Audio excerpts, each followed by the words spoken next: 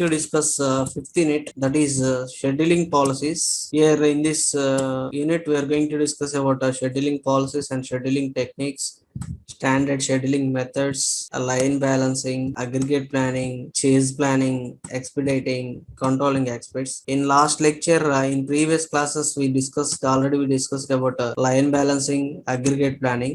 Here we are going to discuss about detailed discussion about line balancing and aggregate planning. Next, coming to the standard scheduling methods, already in OR we studied scheduling sequencing, n jobs 2 missions, n jobs 3 missions, n jobs m missions. Those are all coming under these scheduling methods.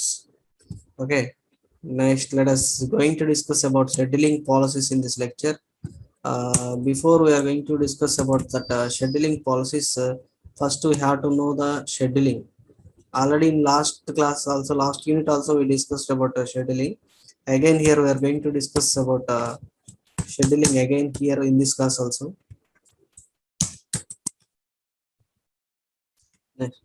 Here I considered two expert opinions for the scheduling. According to their opinion and according to their meaning, I defined the scheduling here.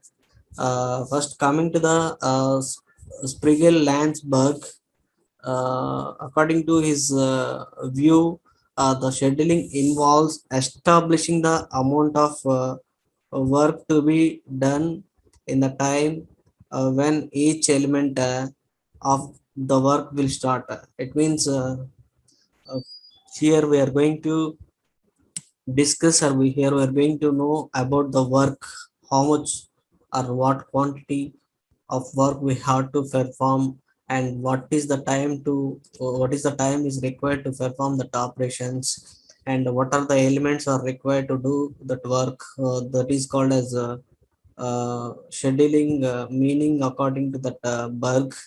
Next, coming to the Kimball and Kimball, he defined scheduling the determination of the time that is required to perform each operation, and also the time required to perform the entire series as rooted is scheduling.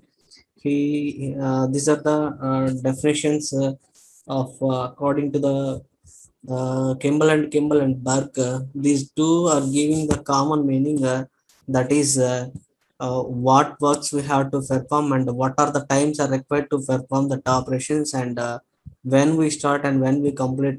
Those informations are available in this scheduling. According to that information, we prepare the scheduling. That is the meaning of these two opinions. Next, coming to the another one, the common instruction about scheduling. That is scheduling process is an arranging of production line for manufacturing the products on time effectively without less use for time and optimum utilization of resources. The main motive of the scheduling is to maximize the productivity and also to minimize the resource utilization. This is the main meaning of the main motive of the scheduling. Okay, as for your examination point of view, you can write these from these three definitions. You can write any one based on your availability and based on your knowledge. Okay, next, coming to the scheduling policies. Here, the scheduling policies are. It means before we are going to discuss about the scheduling policies, first we are going to discuss on common sentence, that is policy. The policy means the rule or the instruction what prepared or given by the industry or by the person. For example, if we take our BTech, in our BTech we have one policy. Who are completed all subject or who get the sufficient credits, then they will eligible to take the degree. And also sometimes from the promotion of from one class to another class, that is third year to final year promotion, they require the credits. Who will satisfy the regulations of that uh, examinations are the policy of what will be obtained by the affiliated university. They only eligible to promote that year from third year to final year. That is also one type of policy. Sometimes it is also coming to the scheduling. Scheduling policy decisions emerge while making the master schedules, such as building of inventory in slack periods or downsizing of workers. But there are many policies which must be considered while scheduling individual others. Here we have considered or we have comprises these scheduling policies are in four categories. Those are operation wanted dates. Second one is no work pay guarantees. Third one is short work schedules, and fourth one is period and pile-ups. These are the major policies we considered for the scheduling. Next, coming to the individual discussions of these policies. First one is operation schedules or operation wanted data dates. Here in this operation wanted dates refers those dates on which some operations are needed to be finished. It means when we are accepting the order or while we are accepting the order, we may worried about the due date. Or sometimes we won't accept the order without the duration or due date. Sometimes it may be allowed to do or allowed to complete the work irrespective of the due dates. Okay, here for preparing the scheduling, we require that wanted dates. That is, it may be due date or it may be process date or it may be operation date or operation time. Here we are done or we are begin with wanted finish date of an order and minus the allowed time for the last operation and add time allowance between operations.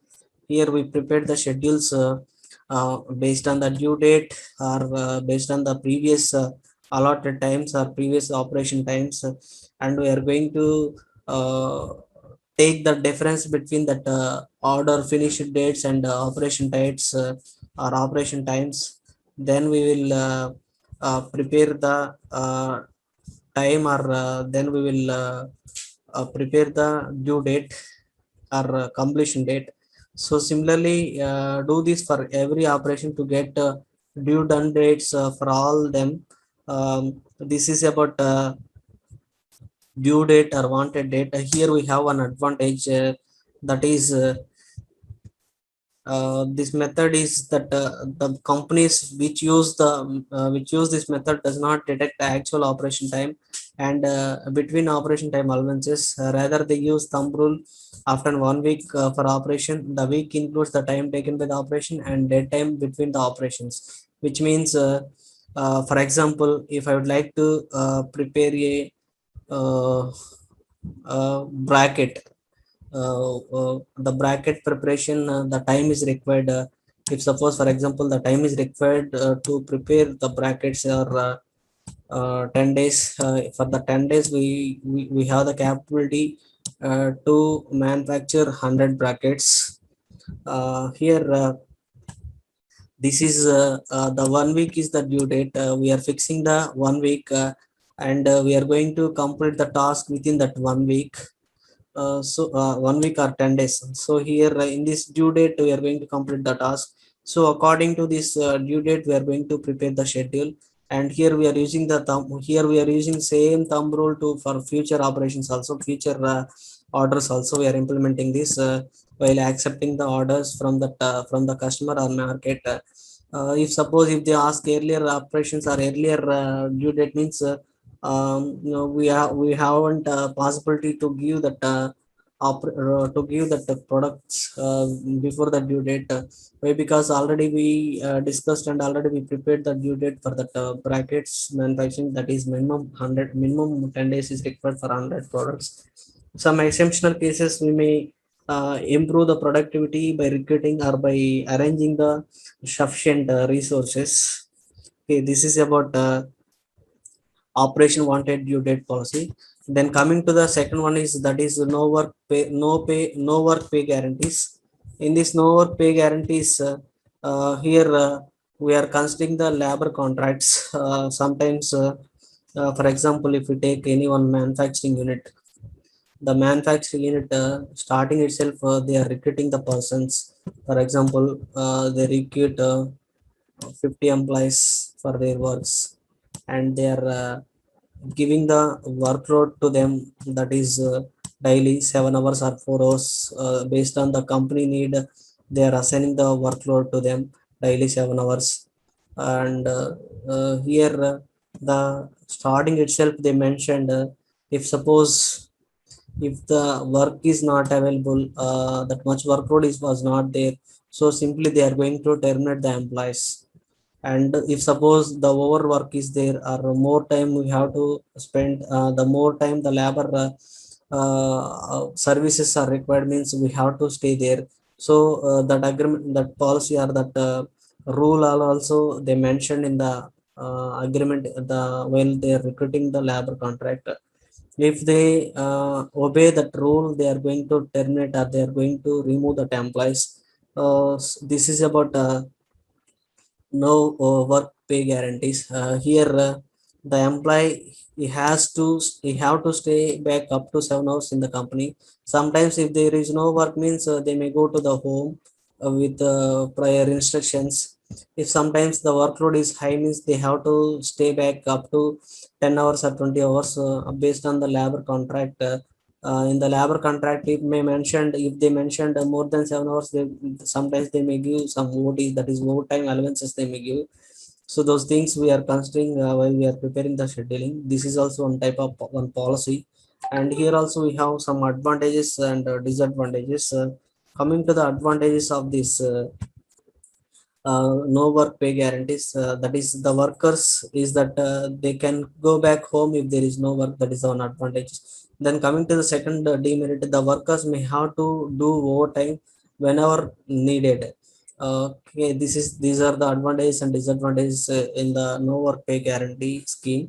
Next, coming to the short work schedules, in the short work schedules are essential. There is no sufficient work to keep everyone busy for a full day, result in some problems. It becomes necessary to cut work hours for all, downsize some men and retain others on regular hours. It must be mentioned in labor contract that responsibility of production control is schedule jobs in line with the decisions. It is essential to observe the need for full work queues, as it is common in continuous and in batch manufacturing, but rarely in the job lot. Here, for example, if I take here, I'm going to prepare one square blocks. So here we have the production quantities daily. We are going to produce 1,000 square blocks.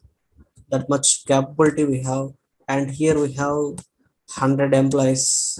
For example, if we assume uh, here, sometimes we don't have the orders. Some days we don't have the orders. At the time, the men, they may, some of the men are they may ideal, or some of them are working. But here we are not giving the equal workload to them, or all are not busy with the works.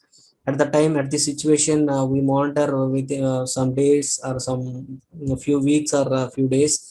Thereafter, we are going to terminate the workers from the industry, or we are going to remove some employees from that company.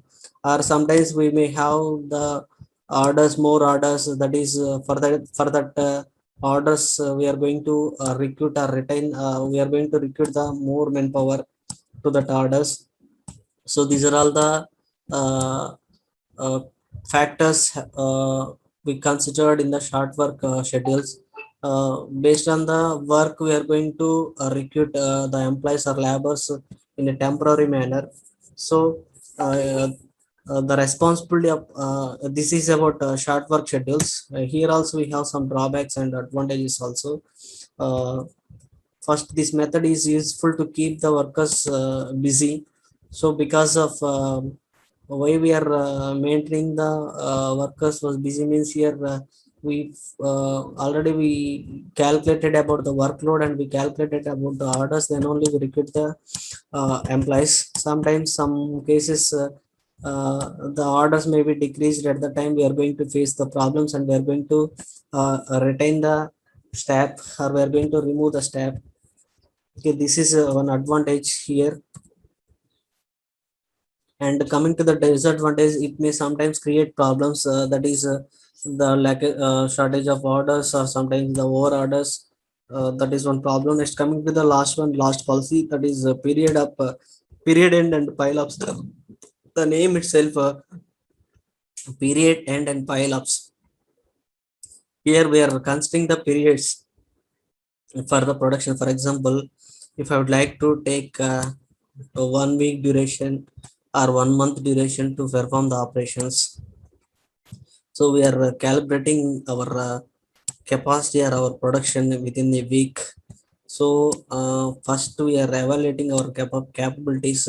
Within a week I am going to produce this amount, this number of products, like that we are planning. Based on this feedback, we are going to accept the order, and we are going to we are going to complete the productions.